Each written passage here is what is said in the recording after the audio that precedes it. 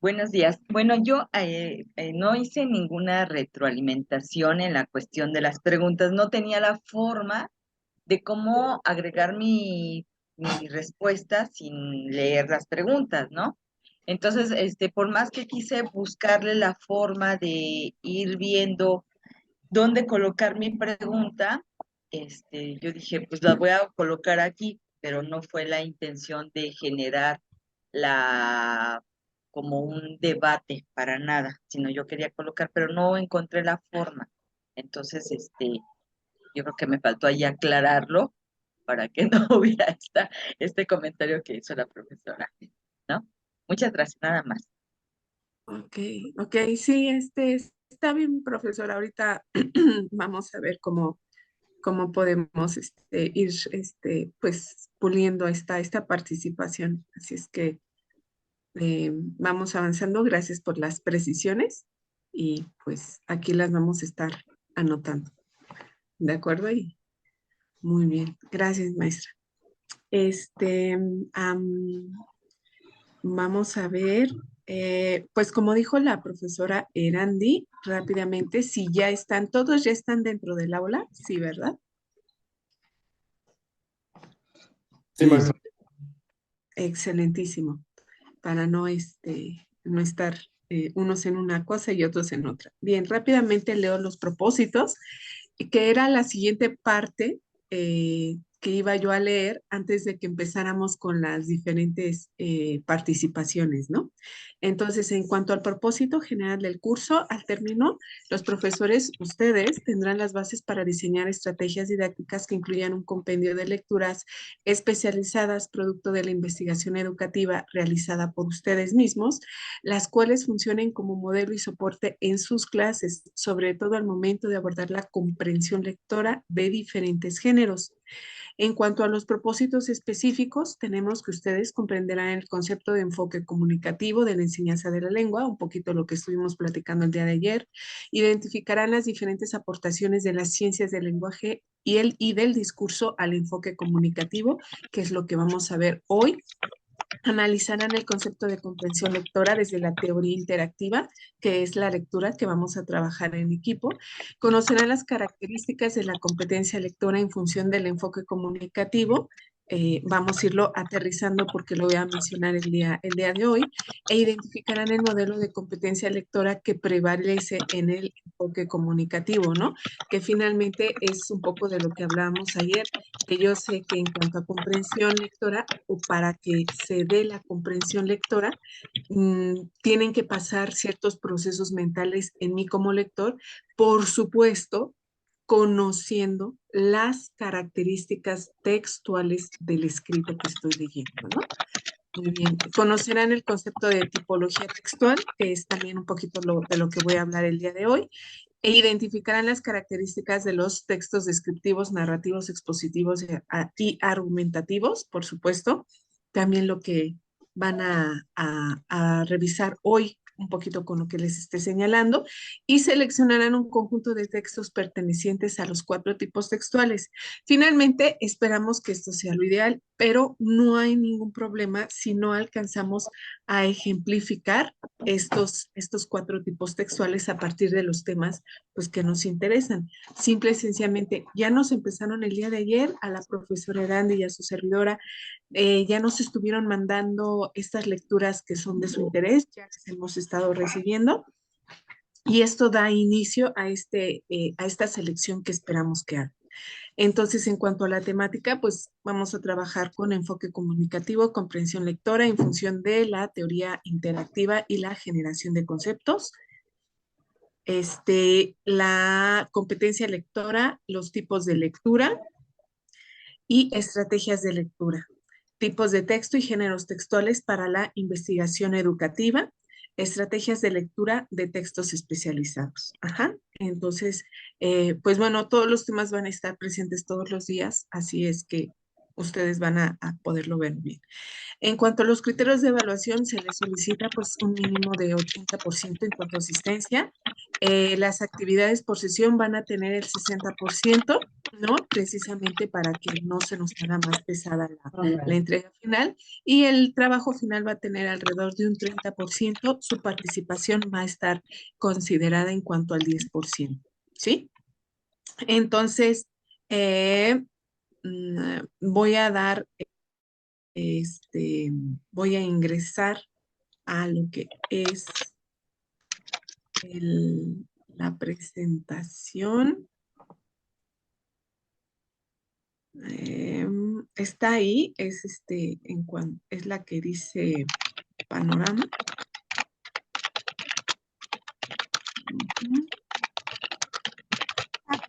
Maestra, Sí, el micro del compañero Amador está abierto y se filtra un poco de ruido.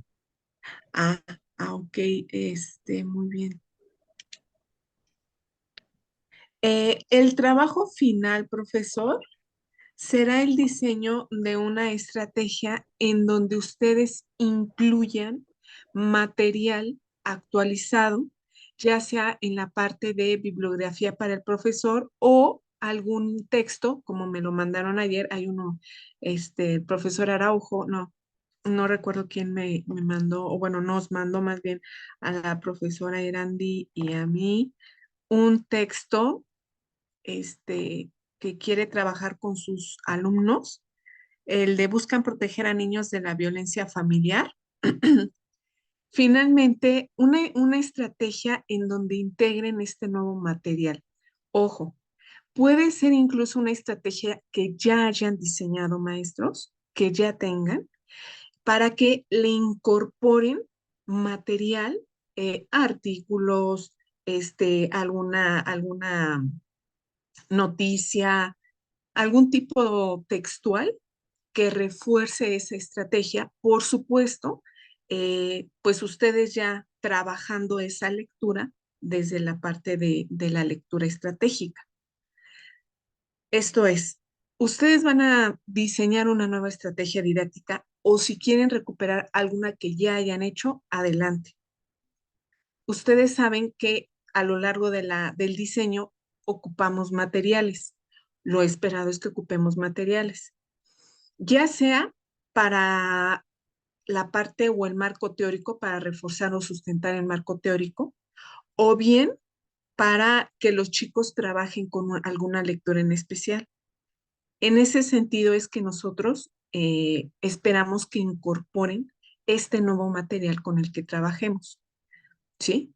Esa sería la entrega final, ¿vale? Entonces, si ya tienen alguna estrategia, repito, adelante. Estaría bien si nos la muestran antes y ya los vamos orientando o nos van ustedes diciendo dónde les gustaría incorporar, ¿no? Esta nueva, pues, estas nuevas fuentes de consulta. Bien, muchísimas gracias, profesor Erandi. Vamos entonces ahora rápidamente a esta parte del panorama general del enfoque comunicativo y vamos entonces con con los antecedentes, ¿no? ¿Cómo aprendemos a aprender y escribir? Pues bueno, todo esto vamos a iniciarlo con la contrastación en cuanto a la gramática tradicional. Los estudios teóricos eh, sobre el desarrollo del lenguaje y las lenguas ha influido directamente en su didáctica y se realizan desde diferentes enfoques, lo que explicábamos ayer, ¿no? La manera en que entiendo el aprendizaje y la manera en que entiendo qué es la lengua van a determinar cómo la voy a enseñar. En el siglo XIX, los estudios lingüísticos dieron paso a la gramática histórica y a la gramática comparada, conocimiento de los orígenes de la lengua, neogramática, especulaciones sobre el origen del lenguaje, y fortalecieron el interés por la dialectología. Esto es el estudio de las variantes de la lengua y la fonética, el estudio de la pronunciación. Ajá. Por ejemplo, nosotros como mexicanos hablamos un dialecto, los argentinos hablan otro dialecto. Finalmente hablamos una sola lengua que es el español, pero cada uno como utiliza sus diferentes eh, pues matices, por eso hablamos de dialecto. Excelente. Entonces, la gramática tradicional tiene un enfoque descriptivo y prescriptivo, y su enseñanza se reducía al aprendizaje. Perdón, me adelanté un poquito. Entonces, el aprendizaje de la lengua materna estaba orientado por el modelo tradicional de la enseñanza de la gramática, y esta se definía como el arte de hablar y escribir correctamente, pero teniendo como referencia principalmente el uso escrito. Por eso nos enseñaban mucho las normas de ortografía, por eso nos metían así de, tienes que escribir bien. Nada más que no se fijaban más bien en el desarrollo de cómo más bien desarrollábamos las ideas, ¿no? Entonces, la gramática tradicional tiene un enfoque descriptivo y prescriptivo, y su enseñanza se reducía al aprendizaje del buen uso de la lengua, es decir, al aprendizaje de las normas establecidas por las academias. Recuerden, así como hay una academia, Real Academia de la Lengua Española aquí en México y en cada uno de los países hispanohablantes tienen su propia academia mexicana, en este caso de la lengua. Ahí es donde trabajan todos los especialistas egresados especialmente de letras hispánicas, de lingüística, etcétera, etcétera, que pues hacen este estudio de cómo va evolucionando nuestro lenguaje, ¿no?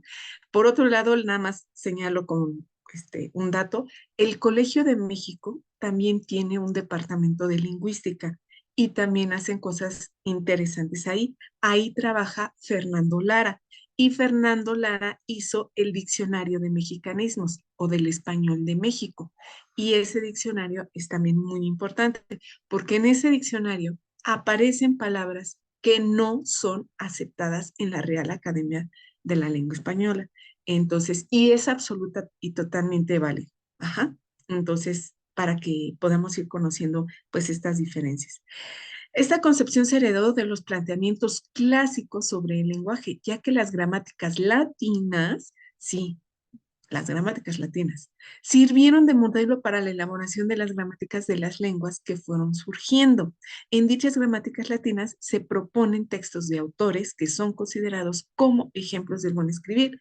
No se nos olvide, eh, cuando Fernando de Aragón e Isabel de Castilla se unen y forman por fin, unen sus reinos y pues dan inicio a lo que hoy consideramos o conocemos como España, necesitaban también otro elemento de legitimación de esta unión. Y de ahí que desde ese momento mandaran a hacer, digamos que el estudio de la lengua española, de la lengua que iba a unificar ese reino. Ajá. Entonces, desde ese momento se empezaron a establecer las gramáticas del español. Bien. A ver, esto deja fuera cualquier otro tipo de expresión y deja de lado otros elementos que inciden en un acto de comunicación, como el contexto, ¿no? La lengua en uso, entonces, queda al margen del estudio de las habilidades para aprender a leer y escribir. Esto es, todo lo que hay en la tradición oral no se considera como parte del lenguaje o incluso de la literatura, que esa es una discusión bastante interesante el día de hoy, ¿no? Finalmente, la Real Academia Española todavía, como sigue cerrándole la puerta a muchos términos del español de Latinoamérica que son empleados en la lengua oral, precisamente por esta cuestión de que no acepta que la oralidad intervenga y modifique lo que ya está establecido como norma en nuestra lengua, ¿no? Muy bien, adelante, sí, maestra. Vamos ahora con el enfoque estructuralista, que es lo que vino un poquito después de esta gramática tradicional en la que hay, ¿no? Nuestros abuelitos, les tocó a nuestros abuelitos, ¿no? En el siglo XX surge la lingüística estructural. Esta rama estudia la lengua como sistema social y abstracto, por lo que una de sus características será su autonomía. Uno de los representantes más importantes de esta corriente, pues fue el famosísimo Ferdinand de Saussure. ¿Qué implicó este nuevo enfoque en relación al trabajo dentro del aula? Bien, adelante. Como señala Carlos Lomas, Andrés Osoro y Amparo Tuzón, ojo, estos son referentes para algunas colegas de taller de lectura-redacción, les sonará familiar estos autores porque son los referentes, son estudiosos españoles, pero en ellos nos apoyamos para entender toda esta cuestión del enfoque comunicativo. Ajá, entonces, incluso cualquier profesor de cualquier área, si quiere un poquito involucrarse en la enseñanza de la lengua, del español como lengua materna, puede trabajar con ellos y tienen textos muy, muy amenos. Con el estructuralismo, las clases de lengua dejan de ser un espacio en el que se repiten listas de reglas y excepciones y en el que se aprenden en memoria paradigmas verbales para convertirse en un lugar en el que desde edades muy tempranas se analizan frases en sintagmas. Eso nos tocó a nosotros. Bueno, un poquito me tocó a mí cuando yo entré a la primaria. O sea, empezamos. ¿Por qué pasó esto? Ah, pues porque la lengua se empezó a definir, de acuerdo al enfoque como estructuralista, de acuerdo al enfoque estructuralista, como un sistema y como tal está estructurado en niveles fonético, fonológico, morfológico, léxico, sintáctico, semántico y pragmático, ¿no? Ya el análisis del discurso, que es un concepto que viene adelante, agregó el nivel pragmático. Y entonces el análisis de cada uno de estos niveles debe realizarse aplicando criterios formales y funcionales. Por eso nosotros, a ver, vamos a analizar la oración. A ver, ¿cuál es el sujeto? ¿Cuál es el predicado? ¿Cuál es el núcleo del sujeto? ¿Cuál es el núcleo del predicado? Ah, eso tiene que ver con el enfoque estructuralista. La aplicación de esta teoría a la didáctica de la lengua se implementó alrededor de los años 70, es decir, se buscó adaptar los modelos de análisis estructuralistas a la enseñanza y aprendizaje en el aula. Adelante, maestra, muchas gracias. Por supuesto, ¿cuáles son las limitaciones? Todo tiene limitaciones. Uno, el análisis gramatical llegó a ocupar la mayor parte de las clases, descuidándose aspectos importantes como la lectura de otro tipo de textos orales o icónicos verbales. Ajá. Se dejó de tener como eje rector de la enseñanza el ayudarle al alumno a desarrollar sus habilidades comunicativas. El habla y el uso cotidiano de la lengua dejaron de considerarse como un contenido de estudio. La producción lingüística se circunscribió al comentario de textos literarios y de algunos periodísticos y también subyace un enfoque descriptivo, ¿no? Igual revisen ustedes adelante maestra, los libros de la SEP por ahí por los 80s y van a ver que hay mucho texto literario, a diferencia de ahorita. Ajá. Bueno, y vamos entonces ahora con la gramática generativa, que también es una línea de estudio que le sumó a esta concepción del enfoque comunicativo, ¿no? Esta línea de estudio considera que el lenguaje es una capacidad innata de la especie humana, que se actualiza a lo largo del proceso de adquisición. Uno de los representantes más importantes de esta corriente es el famosísimo Noam Chomsky. Exactamente, ese mismo, el que ahorita tiene ciertas posturas frente a la globalización, ha hecho críticas a Donald Trump, etcétera, etcétera. Ese es el mismo del que estamos hablando. El hombre es muy inteligente y ha hecho aportaciones en muchas ramas de estudio. Entonces, pues bueno, una persona a lo largo de su vida, lo que presentó Chomsky, va aprendiendo, apropiándose de las diferentes reglas que rigen la combinación de estructuras lingüísticas para comunicarse. Es lo que les decía ayer de los niños. Ellos tienen mayor facilidad para aprender dos lenguas estando chiquitos gracias pues a que a que sus neuronas son flexibles, se pueden adaptar y se pueden acostumbrar a a la forma del sonido de diferentes lenguas, por un lado, y por otro lado, como nosotros en el uso cotidiano de nuestra lengua no estamos ahí señalando, ah, mira, primero tienes que decir un sustantivo y luego tienes que decir un verbo para poder formar una idea. No, sino que finalmente de manera fluida lo utilizamos. Hay reglas que ya están ahí, ajá, y de manera innata, de manera, pues, ya teniendo nosotros esta predisposición en nuestra capacidad de razonamiento, vamos adquiriendo esas normas gramaticales que rigen esa lengua. Ajá. Las normas gramaticales que rigen al español son unas, las que rigen al inglés son otras. Pero un niño tiene esta capacidad de irse apropiando de ellas, pues gracias a que está chiquito y gracias a que a la cotidianeidad de este uso, ¿no? Bien, a esta capacidad para ir adquiriendo este sistema de reglas que le permite a los individuos producir y comprender cualquier expresión se le denomina competencia lingüística. Adelante, maestro. Sin embargo, no hay que olvidar que la adquisición de una lengua depende de la interacción social y cultural, ya que una lengua es empleada por los miembros de la comunidad. Por eso, un chavo que vive en la sierra no habla de la misma forma que un chavo que vive aquí en la ciudad. Ajá.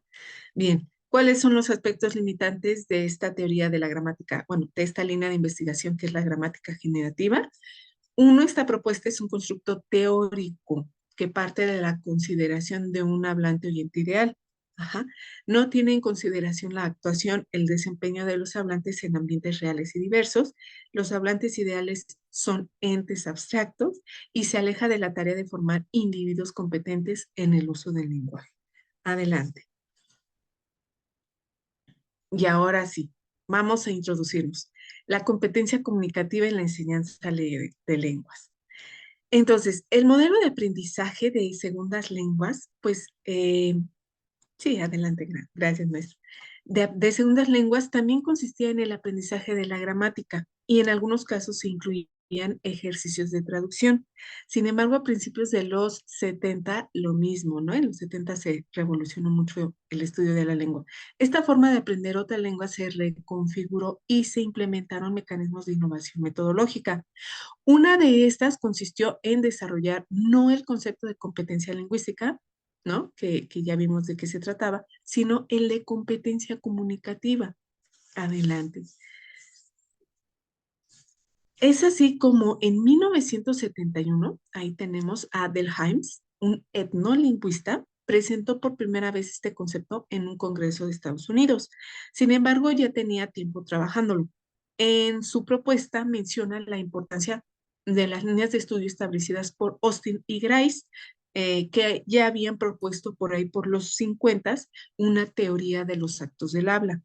Sus propios hallazgos en el ámbito de la etnología y de los trabajos en el área de la sociolingüística de Erwin Tripp. Adelante, maestro. Sí.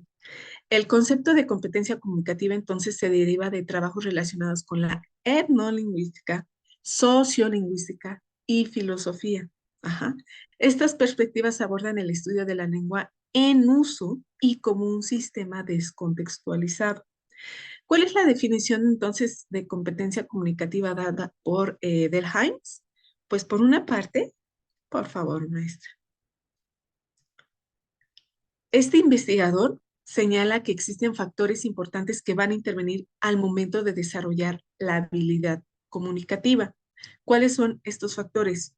La forma del mensaje, el contenido, el ámbito y la situación de los enunciadores y de los enunciatarios del mensaje, la finalidad del mensaje y el resultado final, el tono empleado para enunciar el mensaje, ¿no? El tono es un poquito, podemos identificarlo con la actitud, ajá.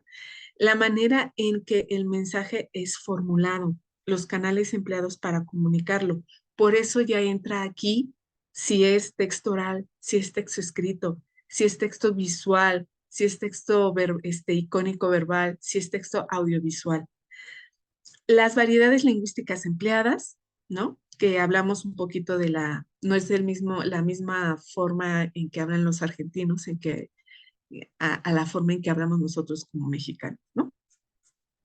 Las dimensiones que constituye la competencia comunicativa son la competencia lingüística, por supuesto, la va a incluir, se refiere al conocimiento y aplicación de reglas gramaticales.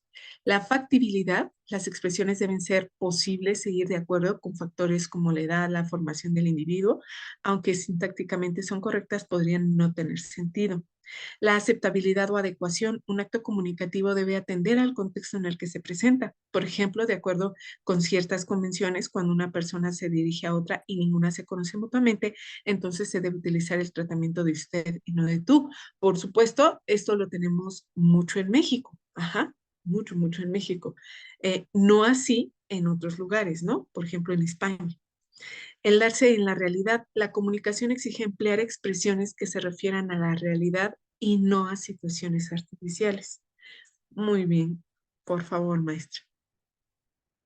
Entonces, uno de los aspectos que resultan valiosos de estas aportaciones es saber que la enseñanza y el aprendizaje de la lengua se enriquecen con las diferentes perspectivas de estudio, ya que éstas nos recuerdan que existen diferentes elementos, además del sistema, que el lenguaje como un sistema, que intervienen en un acto comunicativo, por lo que nuestra responsabilidad como docentes y como parte de una conducta ética es conocer cuáles son las aportaciones que nos permitan comprender mejor nuestra lengua, nuestra materia de estudio, que es la lengua, ¿no? Por ejemplo, hubo una vez en que una colega, ¿no? Parecía que no quedamos de acuerdo, no quedamos de acuerdo, y en su momento nada más vi, no sé si se le fue, que cosí en chueco así de, oh, ya, Olga, acepta lo que yo digo, una expresión que me dio a entender eso, y dije, a ver, sí, a ver, ¿qué propones esto? Ah, bueno, adelante, ya, no quiero generarte incomodidad, molestia, es lo último. A ver, aquí de lo que se trata es de estar proponiendo, sumándole a nuestro conocimiento, no te preocupes, ¿no? Entonces, eso también entra en la competencia comunicativa, ¿no?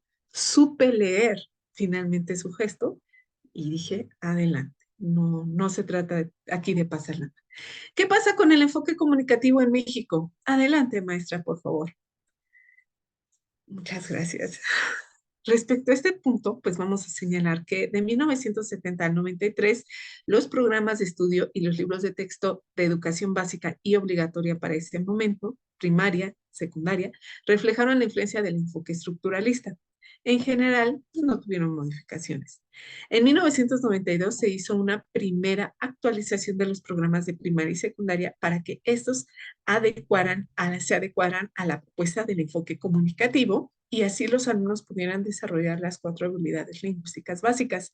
La versión final se aplicaría a las escuelas en las escuelas al siguiente año, en 1993.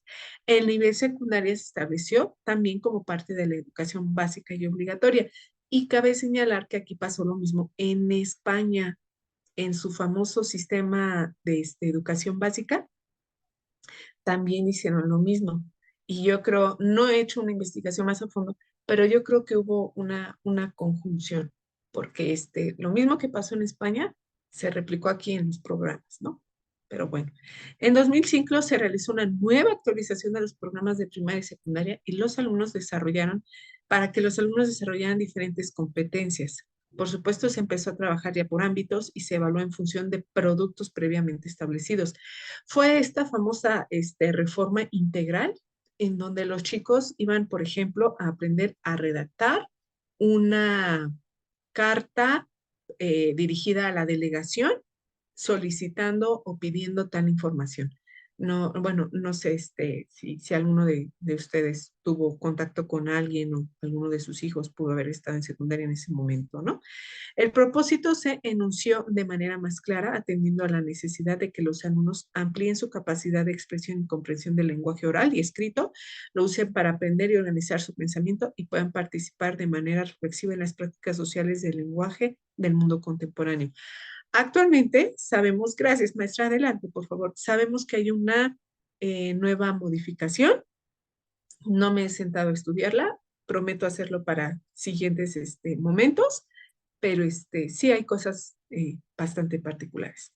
¿Qué pasa con nosotros en cuanto a los programas de estudio del CCH? Ah, pues también hubo una actualización porque lo que es en la materia de Telerit, pues al principio eran solamente listados de temas y eran también, se empleaba o se integraba una cantidad importante pues de lecturas de literatura. Finalmente, cuando se abrió la posibilidad de que profesores del área de comunicación, del área de psicología, del área de pedagogía, se integraran a dar clases de taller de lectura y redacción, pues por supuesto también se abrió este panorama a que se incluyeran otras lecturas, ¿no? Pero eso fue poquito a poquito. Al inicio, sí, tenemos mucho estas antologías de textos clásicos, de textos de lengua española clásica, ¿no? Pero bueno, adelante, por favor, gracias. Y entonces, a partir de 1996, el programa de estudios de Telerit incluyó los principios del enfoque comunicativo. Fue hasta 1996. Y si se dan cuenta, fue subsecuente, en el 93 en educación básica y 96 en bachillerato. Creo que pasó, sí pasó lo mismo en bachilleres. En 2005 también se realizó un trabajo de revisión de los programas de estudio. Parte de los resultados del mismo incluyeron en mantener el enfoque comunicativo como parte del eje rector de la didáctica de la lengua, escritura, escucha y habla. Y en el 2016, no nos olvidemos, el enfoque comunicativo sigue rigiendo nuestros programas. En la actualización del 16 se mantuvo el trabajo a partir del enfoque comunicativo. Bien, pues bueno, en la presentación ahí les compartimos la profesora Erandi y yo algunas fuentes de consulta precisamente que hablan de toda esta, que explican toda esta cuestión del enfoque comunicativo, bastante interesantes. Todos están en la biblioteca, por lo menos de CCH Vallejo. No podría yo decir si en los demás planteles. Este es muy bueno, el de Llovera, para las profesoras, las colegas que quieran ahondar, el de Llovera es muy, muy interesante. Y este de la profesora Maqueo, pues ella hizo trabajo de campo en el Colegio Americano y mucho de los ejemplos que se dan ahí, pues por supuesto sabemos que son en un contexto pues diferente, ¿no? Al CCH, pero todos estos textos realmente muy valiosos y altamente recomendables. Y pues bueno, hasta aquí por el momento. Ah, muy bien. Rápidamente, yo creo que hasta aquí vamos a llegar en cuanto a la explicación del enfoque comunicativo. Y pues bueno, ahora vamos a la siguiente parte de nuestra sesión y le doy el micrófono a la maestra Irandi. Gracias. Muy bien, muchas gracias, maestra Olga. Muy interesante todo esto que nos comenta. Sobre todo, bueno, a mí me gustó más ahorita escucharla. Fui comprendiendo de una mejor manera todos los elementos que estaban en el material. Y bueno, también me permite a mí hacer como un análisis de cómo lo abordamos en la asignatura de administración. Entonces, pues muchas gracias por todas sus aportaciones. Y bueno, ahora vamos a realizar un repaso de todo lo que ustedes nos estuvieron enviando sobre sus tareas. Permítanme. Creo que tiene la mano levantada el maestro Alfredo. Ujú. Sí, es que, bueno, sobre competencia comunicativa, o sea, podría dar como como una definición, digamos, o un acotamiento, ¿no? Conceptual. Claro que sí, maestro. La competencia comunicativa es esa habilidad, esa capacidad que tú vas a desarrollar para poder hablar, leer, escribir y escuchar a partir de usando tu lengua materna cualquier mensaje en diferentes contextos. Ok, Ajá. sí. Esa es la competencia comunicativa. Oh, Imagínate que yo ahorita de repente empiezo, eso está lejos de la competencia comunicativa. O que yo de repente así de, ¿qué onda, mis chavos? ¿Cómo están? ¿Qué milanesas se dejan bisteces? Eso no es competencia comunicativa. Estamos en un momento y tengo que adecuarme para poder darme a entender y que ustedes me comprendan. Ujú. sí, ok, muchas gracias.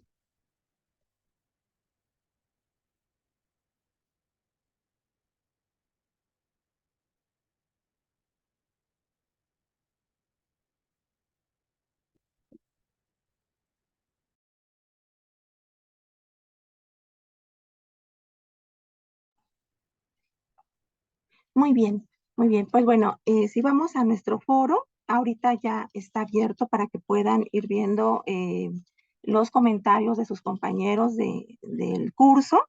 Y en este sentido también a mí me gustaría como enfatizar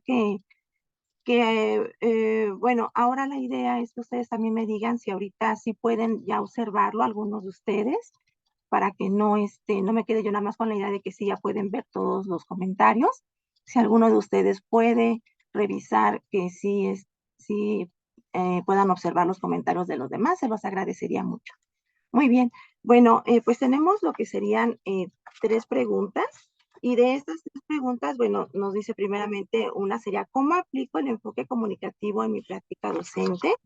En esta, bueno, hubo una participación más o menos de 5 profesores. Luego nos dice, ¿cómo se ve reflejado en el enfoque comunicativo en el programa de estudios? Y bueno, en particular en el programa cuando yo lo puedo aplicar de manera operativa. Y en ese tenemos también una participación más o menos de unos 7 profesores. Y la otra pregunta nos dice, ¿cuáles han sido los títulos de textos que he consultado para solucionar alguna problemática en mi salón de clase? Y bueno, como les mencionaba, que sí tuvimos un poquito más de participación. Tenemos más o menos el doble, que son 12 participantes. Entonces, bueno, veo que le tomó más la atención esta pregunta. Y yo creo que tiene también que ver mucho en que ahorita estamos haciendo este tipo de estrategias socioformativas donde vamos a estar compartiendo con nuestros compañeros lo que nos resulte bien a todos. Nada más permítanme tantito. ¿Podrían, por favor, cuidar su micrófono? Voy a ceder derechos a la maestra Olga para que pueda también ella tenerlos. Me apoyen la parte de apagar los micrófonos. Sí, profesor, maestro Amado, parece que un lomito anda por ahí. Maestro Amador Alfaro, si nos pudieras apoyar, porque sé, ay, gracias.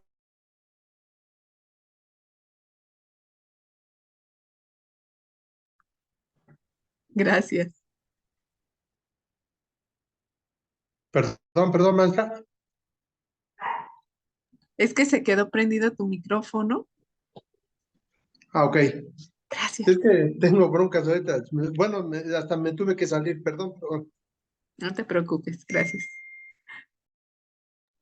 Listo, maestra Erandi, por favor, gracias.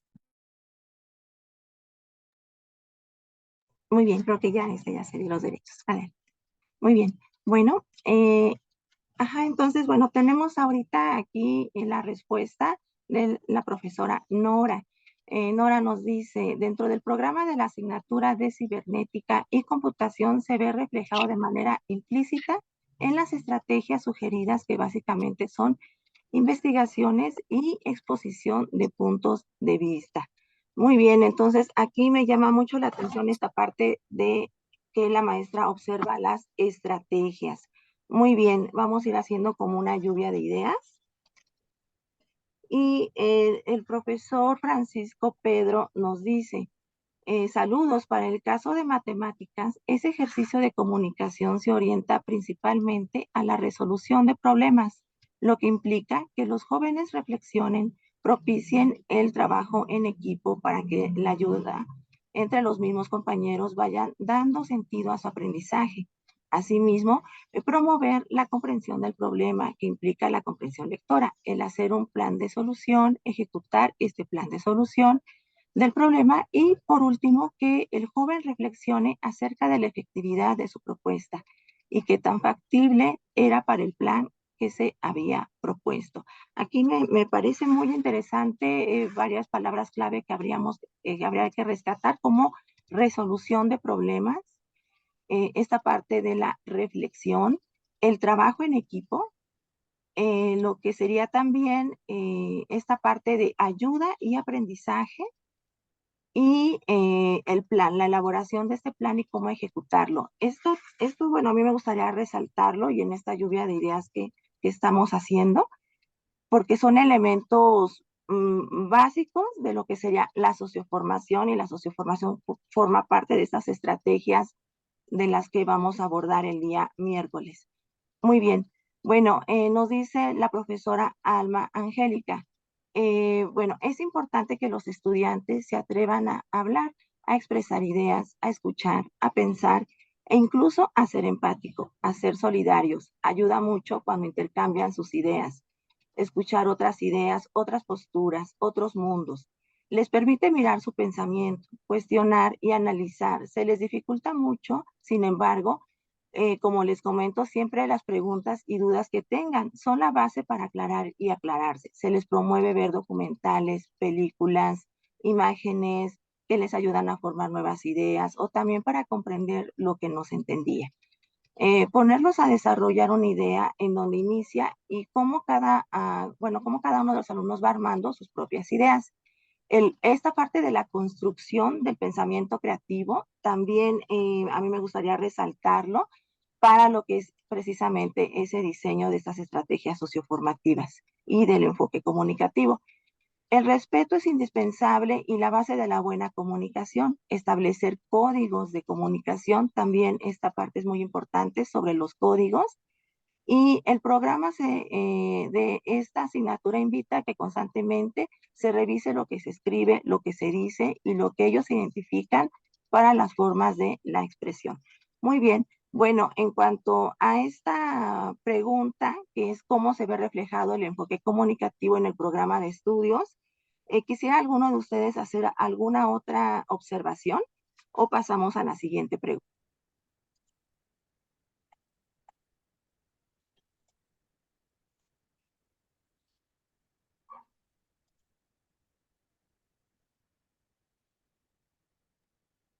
Pasamos a la siguiente pregunta, por favor. Sí, pasamos a la siguiente, gracias. Muy bien. Muy bien, si me escuchan, sí, sí, tenía aprendido, gracias. Muy bien, bueno, ahora dice, la siguiente pregunta sería, ¿cuáles han sido algunos de los títulos de textos que he consultado para solucionar alguna problemática en mi salón de clases?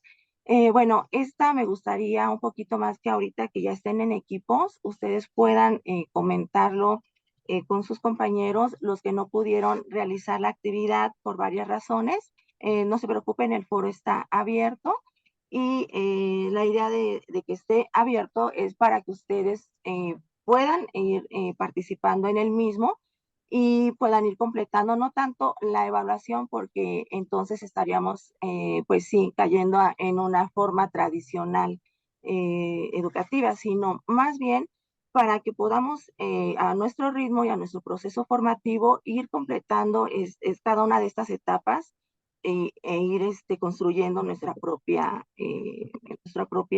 estrategia que vamos a diseñar más adelante. Muy bien, bueno, entonces esta la salto nada más por esa situación y aquí me gustaría comentar un poquito la pregunta que nos había mandado el profesor sobre que no encontraba cómo aplicar esa lectura o cómo encontrar esa lectura en el ámbito de aquí del programa de estudios y cómo lo podría aplicar en su programa operativo. Bueno, a mí me gustaría, si está de acuerdo el profesor, en que el día miércoles que hacemos esta actividad de la estrategia socioformativa, bueno, podamos utilizar ese ejemplo de ese libro para realizar el que vaya de acuerdo a su asignatura. Muy bien, bueno, paso a la siguiente pregunta.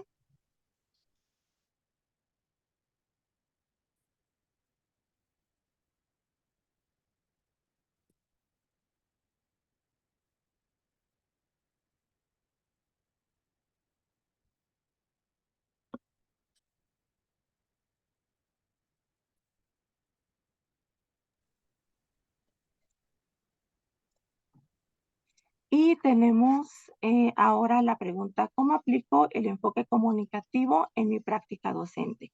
Y el profesor César Osvaldo nos comenta, utilizo lecturas con texto breve para que los alumnos conozcan el tema de manera general.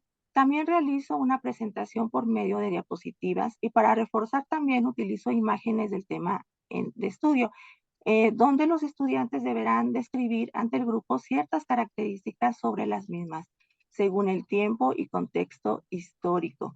Bueno, aquí me resalta mucho esta información porque creo que es un ejemplo muy interesante también para el día de mañana sobre cómo aplicar nuestras técnicas de estudio y de aprendizaje en nuestra construcción de nuestra estrategia socioformativa o didáctica a emplear.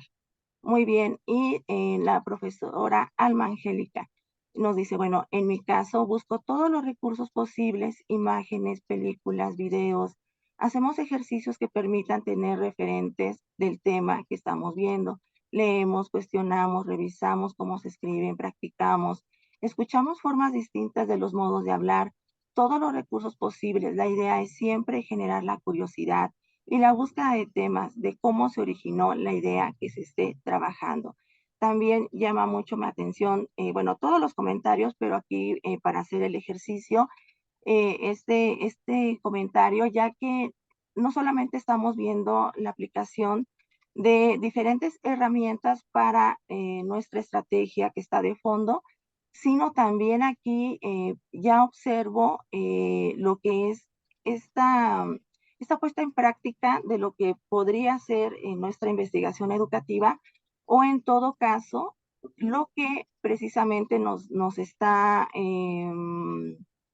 describiendo sobre el ejercicio de la ciudadanía, que es el desarrollo de una habilidad transversal, sobre todo porque estamos escuchando a los demás, estamos respetando la idea de los otros y además, pues bueno, estamos haciendo el uso de la expresión, ¿no? Entonces, bueno, creo que es un ejemplo muy claro de todo como un compendio de lo que sería la elaboración de la estrategia.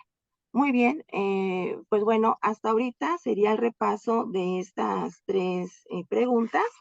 Y en cuanto a lo que es el cuestionario y lo del libro, considero, si bien ahorita lo decida la maestra, que lo revisemos el día de mañana, ya que algunos no pudieron participar por lo mismo de que no tenían el acceso al aula o que apenas están inscribiendo al grupo de WhatsApp, etcétera, etcétera. Entonces, para que podamos tener una revisión más integral, pues entonces sería mejor que lo revisemos el día de mañana.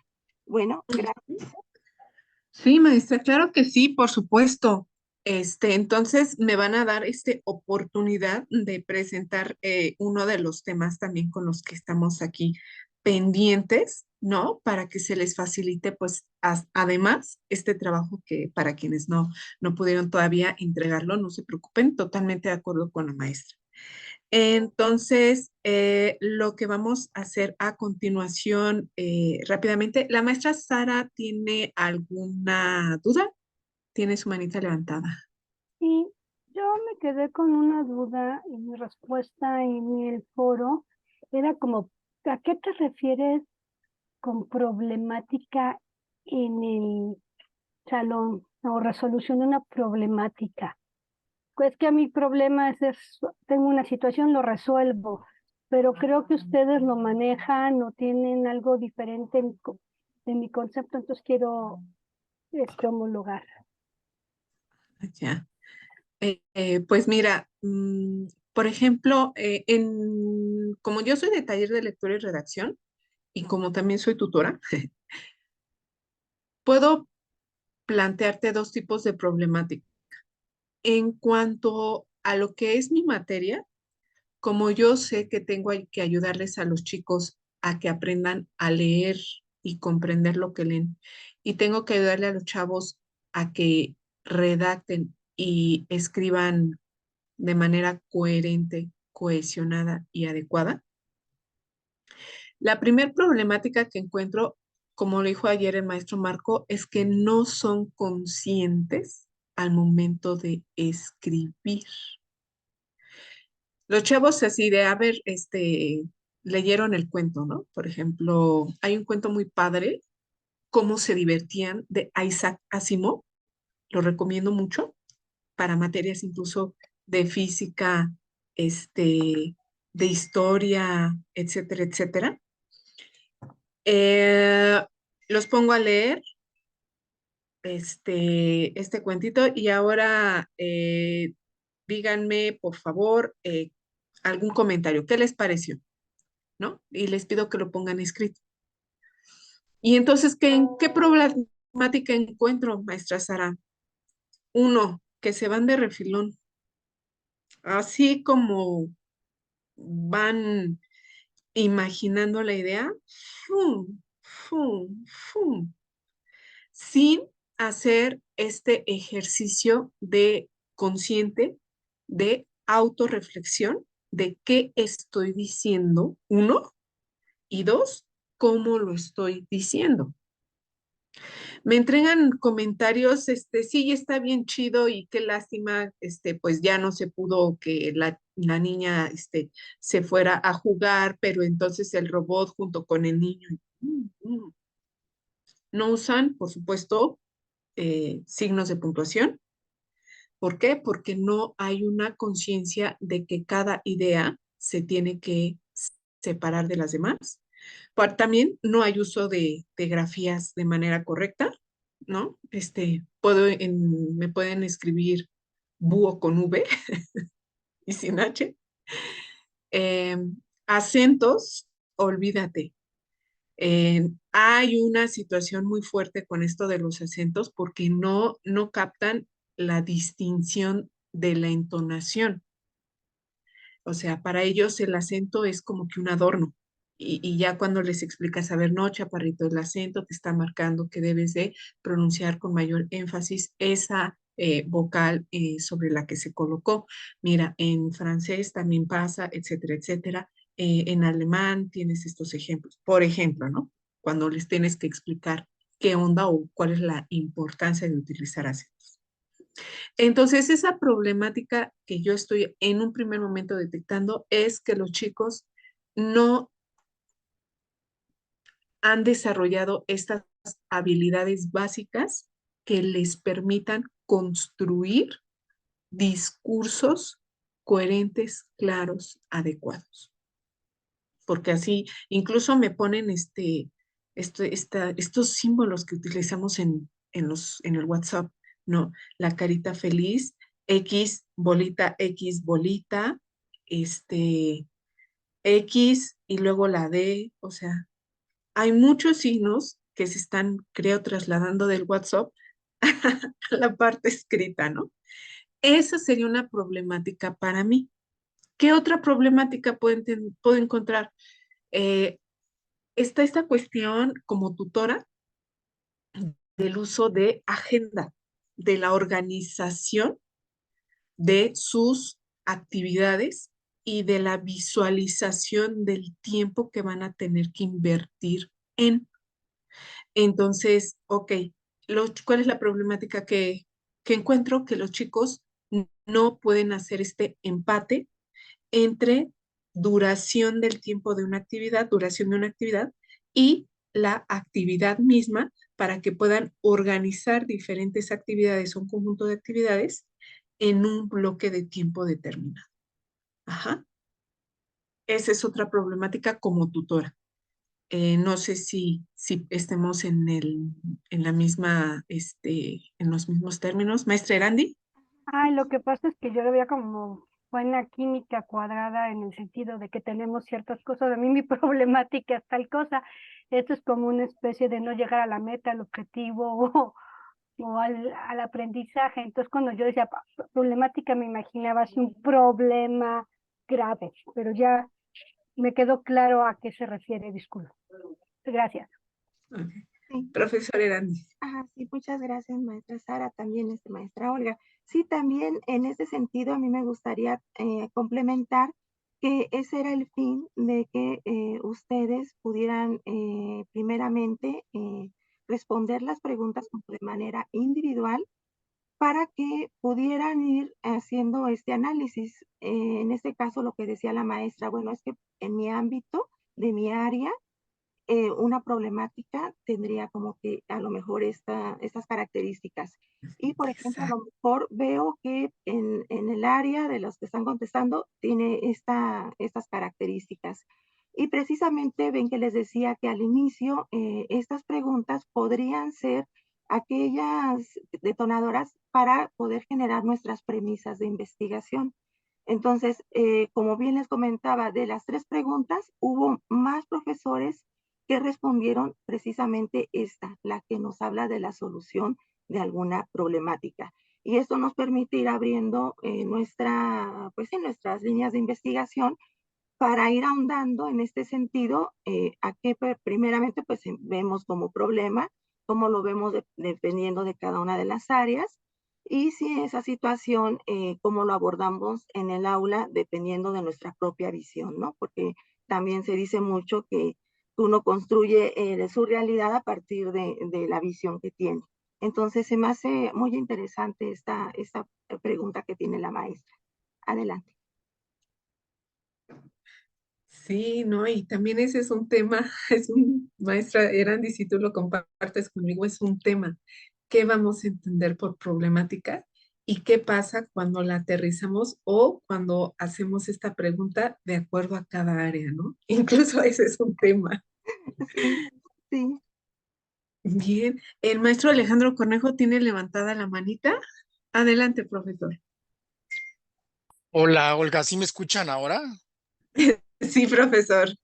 Ah, perfecto, muchas gracias, Olga. Pues solo quiero comentar algunas cosas a propósito de lo que has acabado de decir, de lo que se presentó ayer, porque ustedes están situando de manera muy oportuna el tema de la competencia comunicativa en la formación integral de los alumnos y por supuesto en la comunicación transversal que necesitamos también entre los profesores, aunque seamos de diferentes asignaturas.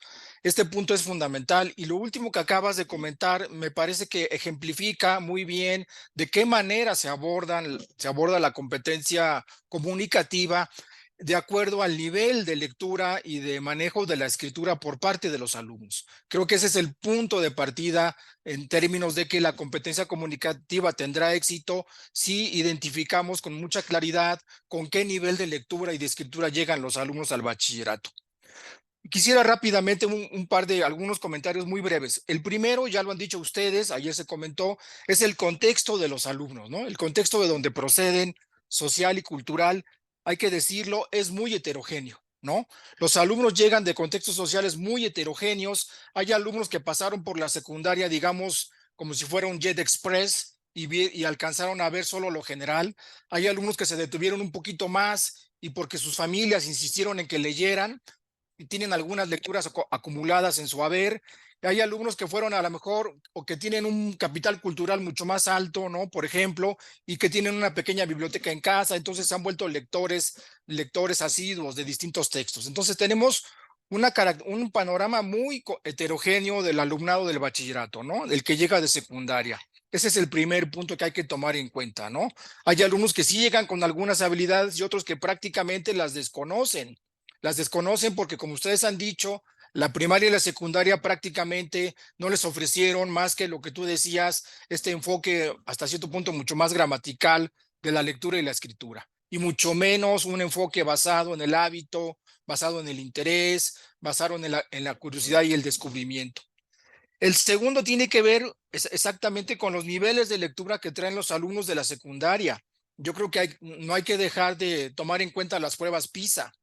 Las pruebas internacionales nos han dicho, y con mucha claridad, el nivel de lectura de los niños mexicanos, de los jóvenes mexicanos, y que ciertamente necesitamos hacer un esfuerzo, digámoslo así, sobrehumano para nivelar, para homologar y para mejorar el nivel de lectura de los niños y jóvenes mexicanos, ¿no? Ahí sí tenemos un déficit muy grande y que el bachillerato también forma parte de esta tarea, aunque por cierto el bachillerato no ha participado como bachillerato universitario de la UNAM en las pruebas PISA, hay que decirlo también, ¿no? A lo mejor el bachillerato necesita generar sus propias pruebas, digamos, de manejo de la lengua y de la escritura. Pues podemos trabajar varias, el bachillerato cuenta con varias, está el examen EDI, están los exámenes EDA, que seguramente es una tarea que tenemos que echar a andar para poder identificar plenamente los niveles de lectura y de escritura de los alumnos. El tercero es que las habilidades que ustedes están, o sea, el enfoque de la competencia comunicativa es un enfoque que atraviesa las asignaturas del plan de estudios. O sea, eso tenemos que entenderlo y aceptarlo de hoy en adelante, porque estas habilidades transversales, como así se ha dicho, atraviesan todas las asignaturas, ¿no? Desde historia, matemáticas, química, inglés, física, etcétera, ¿no? Porque son habilidades que implica, como tú decías, el dominio de conceptos, de procedimientos, de textos, de actividades de lectura y de escritura que atraviesan todas las asignaturas de un plan de estudios. Y tal vez tendríamos que tener este eje rector que está expresado en las materias de Telerid, tendríamos que hacerlo transversal a todas las asignaturas del plan de estudios. El cuarto es justamente lo que ustedes acaban de señalar. Necesitamos generar en los alumnos el interés por la lectura, por ejemplo, a partir de lecturas de su interés. Como bien decías, a partir de la selección de cuentos, de historias, de textos que les llamen la atención, que les interese leerlos y que produzca en ellos un cambio, ¿no? de conducta en términos de que la lectura se vuelva algo amigable, algo atractivo, algo interesante, algo recreativo. O sea, que la lectura se vuelva un ejercicio totalmente disfrutable para los alumnos del bachillerato. Y ese es el primer reto que como docentes tenemos, ¿no? Que la lectura sea disfrutable para los alumnos en términos de que trabajen lecturas frente a las cuales se sientan totalmente atraídos. Por ejemplo, los cómics, ¿no? Por ejemplo, las historias de terror, por ejemplo, las historias de ciencia ficción. Acabas de mencionar a Asimov, es una lectura sumamente importantísima para los jóvenes de bachillerato. O las lecturas de aventuras, por ejemplo, etcétera. Hay varias lecturas, por ejemplo, que se Julio pueden... Verne. Julio Verne, por supuesto, claro, ni más ni menos, ¿no? Exactamente, entonces hay lecturas que pueden provocar el interés en los alumnos y ese puede ser el primer gancho, ¿no? Lecturas de interés que provoquen su atención y que entonces con eso podemos empezar. Yo he visto, por ejemplo, en algunos grupos de trabajo que, por ejemplo, toman una lectura que tiene que ver con los superhéroes, pero es una lectura de los superhéroes que atraviesa cosas de historia, cosas de química, de matemáticas, inclusive de la misma capacidad lectora, y que entonces los profesores se ponen de acuerdo y dicen, bueno, vamos a empezar con esta lectura en común entre todos para inducir estos niveles de manejo de la lectura y de la escritura en los alumnos del bachillerato. Entonces ahí hay una primera ventana de oportunidad. El siguiente punto sería el quinto, bueno, lo que ustedes están presentando es justamente eso, ¿no? Que podamos generar o podamos tener en cuenta, o podamos conocer más bien modelos y estrategias de lectura afines a las asignaturas, ¿no? Cualquiera que ésta sea. Es decir, que tengamos estrategias, modelos, formas de comunicar la lectura y la escritura para que los alumnos vean que no se trabaja en una sola, sino que se trabaja en varias asignaturas. Y este potencial de las habilidades de escritura y de lectura puede ser enorme si los profesores nos ponemos de acuerdo para que los alumnos vean que no es una tarea de un solo profesor, es una tarea de todos los profesores del grupo 136 del plantel Azcapotzalco que dijeron, oye, vamos a trabajar lecturas en común con base en las habilidades de lectura y escritura para los alumnos en nuestras asignaturas. El siguiente punto sería entonces los materiales de lectura comunes a las asignaturas, ¿no? Es lo que ustedes nos están proponiendo en este curso es precisamente eso, tener materiales comunes, materiales de trabajo que nos permite identificar cuáles son los parámetros que podemos tomar en cuenta para nuestras estrategias de trabajo en el aula. Y dos puntos adicionales finalmente. Uno es la formación, como ustedes lo dicen. Justamente este curso es un curso que permite inducir, ¿no? Que permite formarnos en la competencia comunicativa para de esta forma tener los elementos necesarios mínimos de cómo inducir las habilidades de lectura y escritura en los alumnos.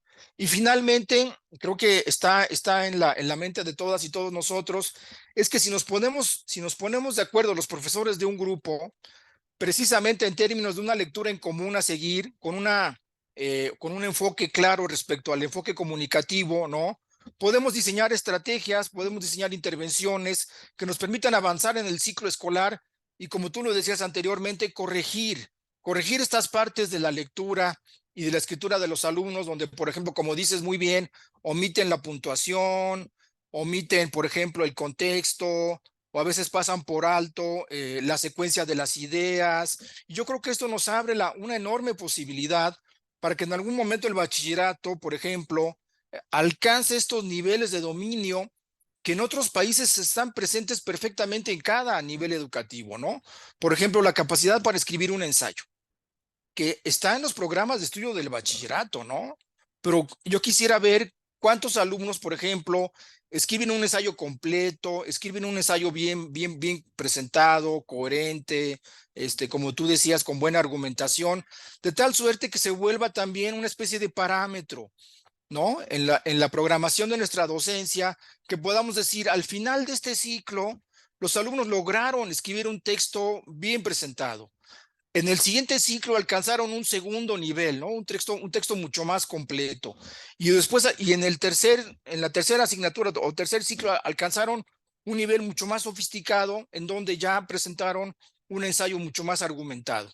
Entonces, me parece que este es el principio bajo el cual tenemos que trabajar de ahora en adelante, y que entonces, como bien lo dicen ustedes, aprendamos a formular problemas, así es, aprendamos a formular problemas del aprendizaje en donde sepamos identificar con claridad cuáles son las necesidades de los alumnos, cuáles son las dificultades, ¿no?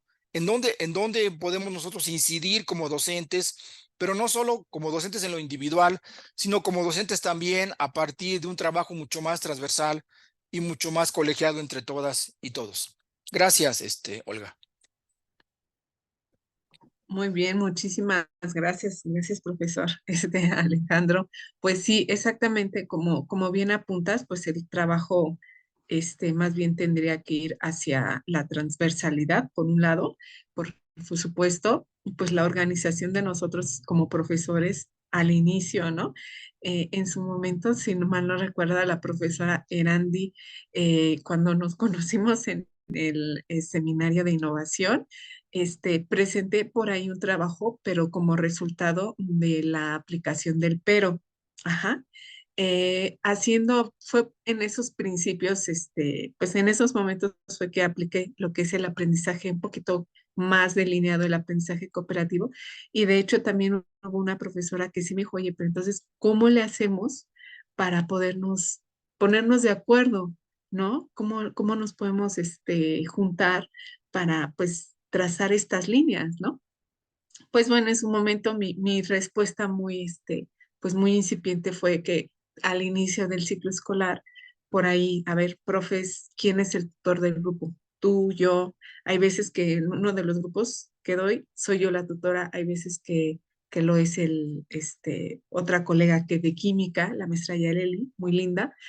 Entonces, vamos acomodándonos en ese sentido. A ver, mira, yo les voy a trabajar esta situación, a ver qué vas tú a ver con ellos finalmente, ¿no? Y que haya pues esta disposición por nuestra parte como profesores.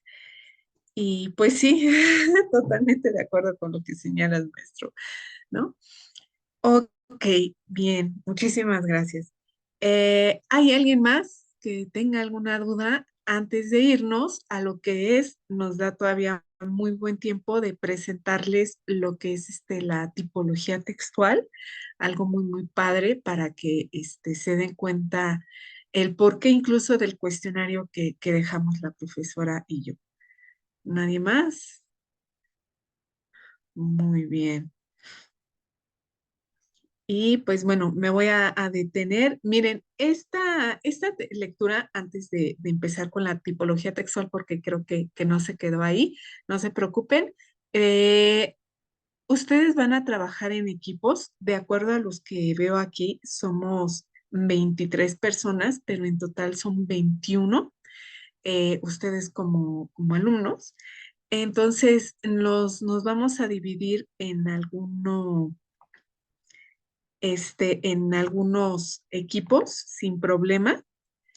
Em, por supuesto, profesor, no te preocupes, por ahí te anotamos te decimos en qué equipo te vas a quedar.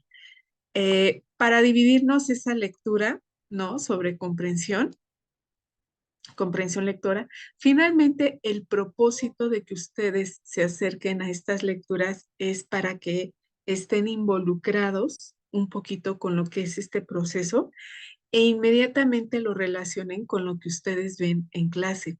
Porque si bien está dirigido hacia lo que es la lectura, pues la comprensión en general tiene que ver con un proceso en el que si logro imaginármelo aquí en mi mente, si logro en síntesis construir un modelo mental de eso que en términos generales quiero comprender, entonces puedo decir que comprendí. Si no puedo yo generar ese modelo mental o si hay alguna cuestión que queda débil, pues bueno, habrá todavía que consolidar la comprensión, porque por supuesto se puede dar en niveles, ¿no? Tenemos la comprensión que es absoluta, ¿no? Por decirlo de una forma, y la comprensión que es más o menos ahí, que se quede en la parte básica. Precisamente las pruebas PISA de la que habla el maestro Alejandro Cornejo, exactamente ese es el documento, sí, maestra, gracias. La prueba PISA es en esos términos en los que te maneja la comprensión insuficiente, suficiente, bien avanzada y la sobresaliente. Son 4 niveles. Bueno, para México se asignaron 6 niveles, ¿no? Para México PISA asignó 6 niveles y dices, bueno, está bien. Y pues bueno, entonces cuando les asignemos estos fragmentos de la lectura, ese es el propósito de que ustedes la trabajen, ¿sí? Bien. Voy entonces ahora a este texto que está padrísimo. Digo, además de que lo elaboramos la doctora Andy y su servidora, está padrísimo porque trata de condensar lo que año con año hemos visto que les funciona un poquito a los chicos para ubicarse en cuanto a la revisión de los textos que trabajamos en Telerit. Porque recuerden, vienen de secundaria, entonces, pues trabajan con cierto enfoque que tendría críticas muy enriquecedoras, pero pues bueno. La clasificación de los tipos de texto. Hay un libro que se llama Las cosas del decir de Amparo Tuzón y Elena Calzamiglia. Creo que lo puse en la presentación anterior o no recuerdo si lo puse en esa presentación, pero de todas formas por ahí voy a corroborar que quede el título, en donde nos hablan de las diferentes secuencias, que puede integrar un discurso, que pueden estar conformando un discurso. Por supuesto, estas autoras españolas se apoyaron en varios estudios ya elaborados desde 1970 y tantos por diferentes teóricos ingleses, entre ellos nuestro famoso escritor, autor Tom Van Dyke, ¿no? Bien, entonces, estas autoras nos hablan de que existen 4 tipologías textuales. Margarida Bassols habla de modelos textuales. Creo que actualmente se decantó por seleccionar el término modelos textuales, pero si hablamos de tipología textual, tampoco hay realmente mucho problema. Tenemos entonces 4 tipos textuales básicos en los que se va a configurar el discurso en cualquiera de sus presentaciones: descriptivo, narrativo, expositivo y argumentativo. El descriptivo, te voy a hablar de cualidades características. El narrativo, te voy a platicar una historia que puede ser real o ficticia. El expositivo, te voy a explicar algo. Y el argumentativo, voy a presentarte una aseveración personal subjetiva, producto de mi reflexión, razonamiento, lo esperado, y su consiguiente fundamentación con información que va a funcionar como argumentos. Entonces, el propósito comunicativo o el propósito de todo texto descriptivo enumera, menciona, indica cualidades, propiedades, características, beneficios, rasgos, ya sea físicos, morales, psicológicos, actitudinales. Generalmente utiliza los verbos ser, tener, haber y existir. El texto narrativo, como busca contar, platicar o narrar una historia, utiliza verbos de acción. La historia te la pueden platicar de manera cronológica, así como pasó, o de manera anacrónica. Estos famosos utilizando estos flashbacks, ¿no? O adelantándose un poquito hacia el futuro. Lo vemos mucho, estas alteraciones en la historia las vemos mucho en las películas, ¿no? En cuanto al texto expositivo, pues busca explicar un tema para que el interlocutor lo comprenda. Emplea verbos en presentes y algunos tipos de información que utiliza, pues son los que están aquí señalados. ¿Por qué? Porque el propósito es que comprendas algo, un tema, cualquier tema o un concepto. El texto argumentativo, pues bueno, busca sustentar una opinión para poder influir en el interlocutor. Cuando decimos que alguien quiere argumentar para persuadir, es porque quiere conmoverte. Estos comerciales donde dona a los niños que viven en África y que necesitan comer, a ese texto busca persuadirte, mover tus emociones. Hay textos argumentativos que buscan convencerte, ¿no? Esto es, que están dirigidos a tu razonamiento. Si yo ahorita les presento las implicaciones de fumar, las implicaciones negativas de fumar, quien fuma, por ejemplo, de aquí, quien puede estar fumando, por más que le explique, mira tus pulmones, mira el ambiente, mira esto, finalmente, si no lo convenzo, pues no logré que reflexionara con toda esta información que le presenté, ¿no? El convencimiento va dirigido al razonamiento, no tanto a las emociones. Y finalmente, la demostración es lo que hacen mucho en ciencia, profesora Sara, en el que, pues sí, yo estoy utilizando, yo me voy a basar o voy a partir de lo que es un problema, voy a buscarle la solución, formulo una hipótesis y todo eso forma parte del circuito argumentativo, porque desde que yo propongo una hipótesis y busco demostrar que la hipótesis es real o no funciona, desde ese momento ya estoy argumentando. Ajá. Entonces, pues bueno. Luego, ejemplos de estos géneros textuales. Del texto descriptivo, descripciones técnicas. Estas sinopsis que vemos en el cine cuando vamos a ver una película y queremos así de, ay, vamos a ver qué dice de cada una de las películas. Ah, bueno, finalmente la descripción técnica, ese es un texto descriptivo. La descripción literaria, todas estas, pues famosas autobiografías literarias, la prosopografía, la etopeya, el retrato, el autorretrato, la topografía tiene que ver con la descripción de los lugares. Y todos estos los encontramos esencialmente en los textos literarios. Tenemos también la reseña descriptiva que ya se extiende a otro tipo de textos porque parte de otro texto para poder construirse. El instructivo, los manuales de operación, por ejemplo, las fichas técnicas.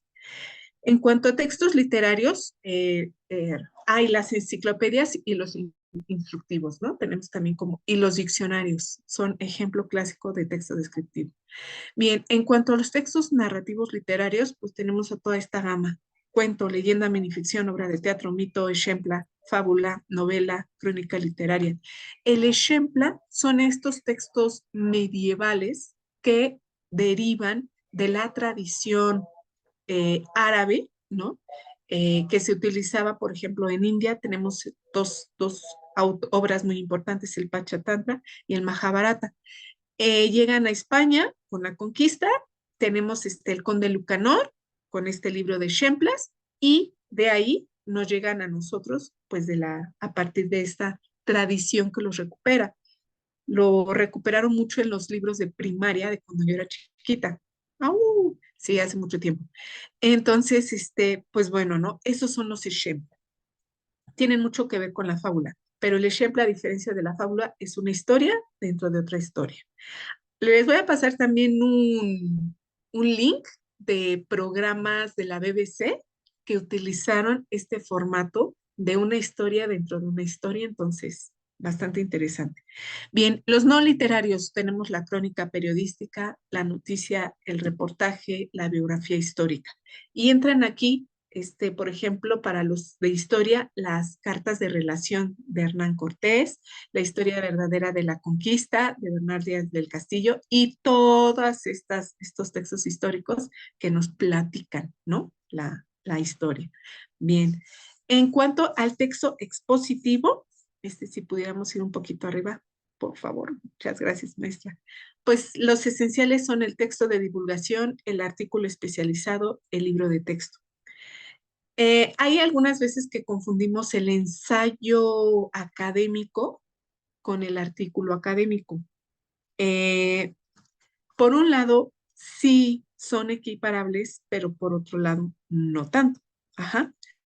El ensayo especializado o el ensayo académico, repito, generalmente lo encontramos en ciencias, también en las áreas de humanidades y en las económico-administrativas, pero lo encontramos mucho en ciencia, en experimentales, porque buscan demostrar una hipótesis. Ajá. Por supuesto, con el resultado de una investigación. En cuanto al artículo en sí, recordemos que tiene más bien un tono expositivo, busca explicar, no tanto demostrar. Ajá. Y para ello va a utilizar otra información diferente del ensayo académico. ¿Sí? Bien, y finalmente, ya en cuanto a los ejemplos de los géneros textuales del argumentativo, tenemos todos los ensayos y de todos los temas. El ensayo filosófico, el ensayo académico, el artículo de opinión de periódico, el artículo jurídico, el ensayo literario, los discursos políticos.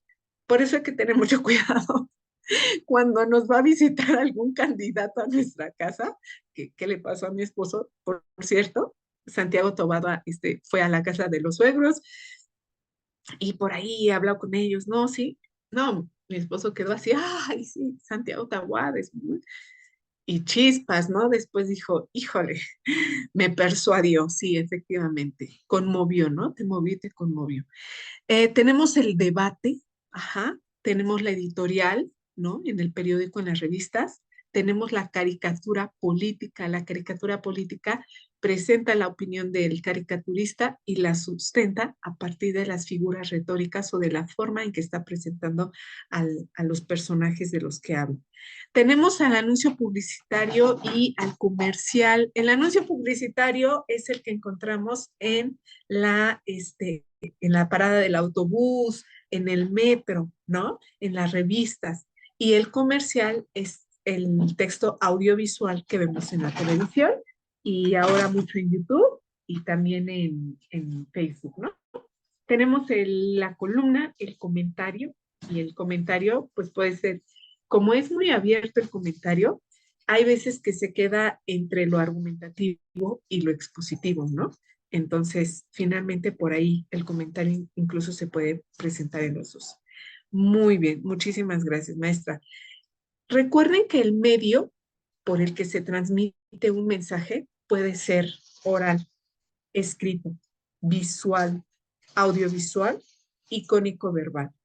El escrito, pues es todo lo que encontramos utilizando la palabra en sí, pues lo oral también, pero pues la parte oral se comunica a través del sonido.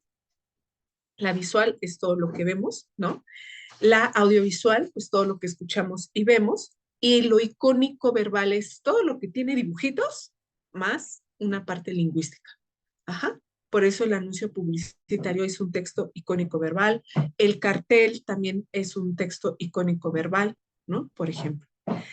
Bien, entonces, pues finalmente, gracias maestra, estos últimos ejemplos tratan de recuperar, de combinar lo que es el ejemplo del género textual más el canal por el cual se están comunicando. El cuento, por supuesto, lo podemos encontrar de manera escrita, de manera audiovisual, de manera oral, ¿no? La leyenda, lo mismo. Y pues en términos generales sería esa parte de la clasificación. No sé si coloqué en último rubro. Parece que... No, sí, adelante, maestra, hasta el final. Parece que ya, ¿verdad? Sí, excelentísimo. Entonces, esta clasificación, recordemos, pues tiene su sustento en lo que es el análisis del discurso. Ajá. Las autoras con las que trabajamos, la profesora Erandi y yo, Margarida Basols, Elena Calzamieglia y Amparo Tuzón. Por supuesto, hay otros autores que también lo presentan, pero estas autoras son españolas, van muy de la mano con Carlos Lomas y Andrés Usoro, ¿no? Entonces, su base de, ahora sí que su cubil felino está en Barcelona, en la Universidad de Barcelona, Y pues bueno, para quien guste encontrar más información al respecto, pues se pueden acercar a nosotros o buscarlos incluso ustedes mismos. ¿Alguna pregunta, maestro?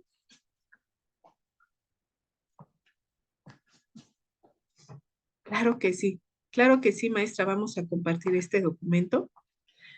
Y pues un poquito recuperando me hizo pensar la duda, no recuerdo del profesor que hablaba sobre la transversalidad.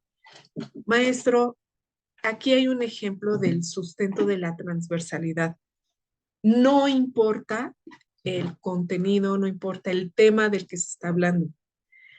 Todo texto expresado en cualquier canal tiene esta estructura, a fuerza. Ay, pero es que parece que no la tiene muy clara.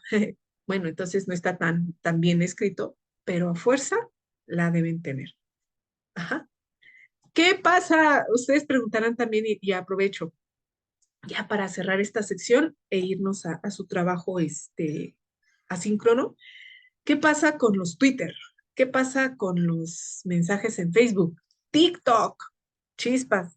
Sí, hay investigaciones sobre cómo se está rompiendo con estos esquemas, ¿no?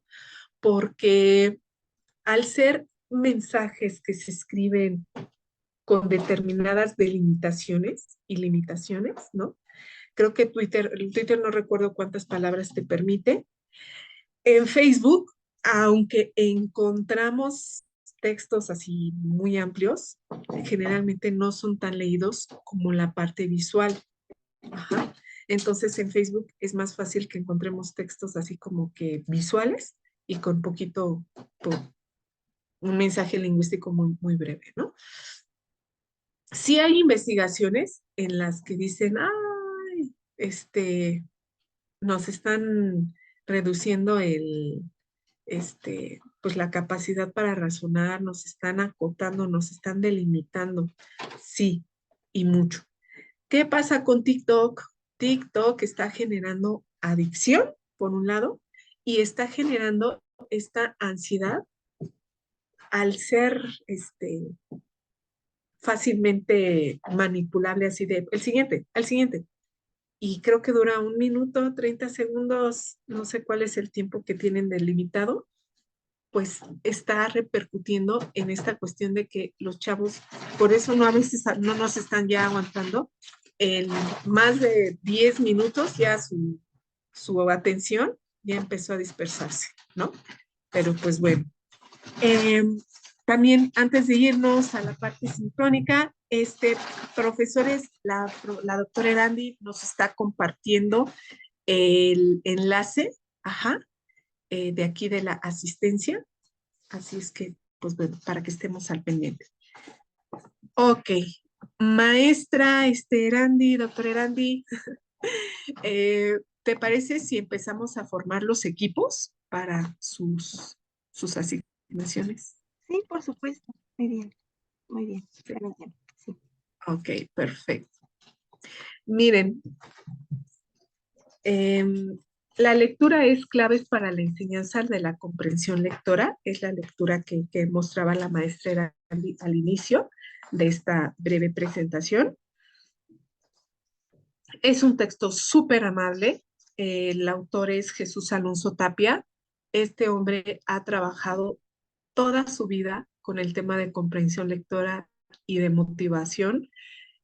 También hay un autor que se llama José María Pozuelo y Bancos. Ajá. Y ambos autores para mí son de los estudiosos más amables en cuanto a este tema. A ver, déjenme ver un segundito.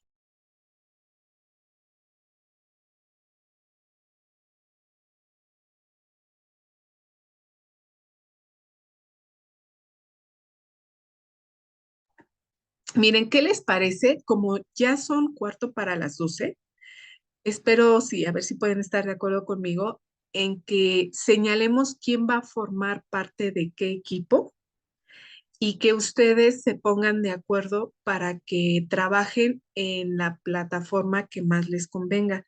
Si quieren quedarse a trabajar aquí, pues ya les formamos la profesora y yo aquí en aquí en los breakout rooms, nada más que cuando formamos las salas aquí en Zoom, hace la selección de manera aleatoria. Entonces, mi primer pregunta sería, ¿desean que primero hagamos los equipos y ya ustedes deciden igual en qué momento trabajan, si ahorita a partir de las 12 o después finalmente pues es asincrónico, ¿no? O bien nos quedamos todos y pues trabajamos ahorita, ¿no? Y les abrimos las salas y lo hacemos de manera aleatoria. ¿Cuál es la opinión? ¿Cómo votamos? Sí, sí. Yo diría ahorita si se puede. ¿Sí? Ahorita, para que nos podamos poner de acuerdo y si no trabajamos ahorita, trabajamos más tarde. Pero ya te Adelante. presente con quién trabajar. A mí me Ok, parece bien que sea ahorita. Ujú. perfectísimo, muy bien. Entonces, bien, a ver, vamos a crear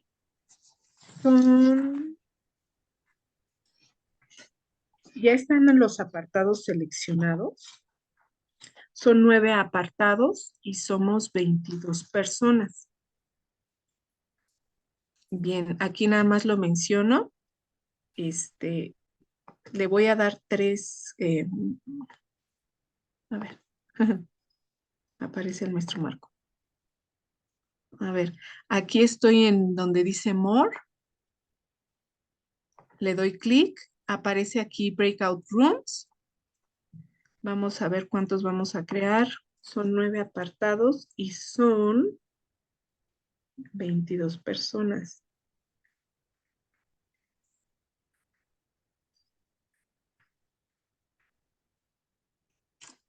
Entonces, serían 2. Serían parejas. Bien. Voy a crear 10. Maestra, perdón. Sí. Sí, perdón, ahí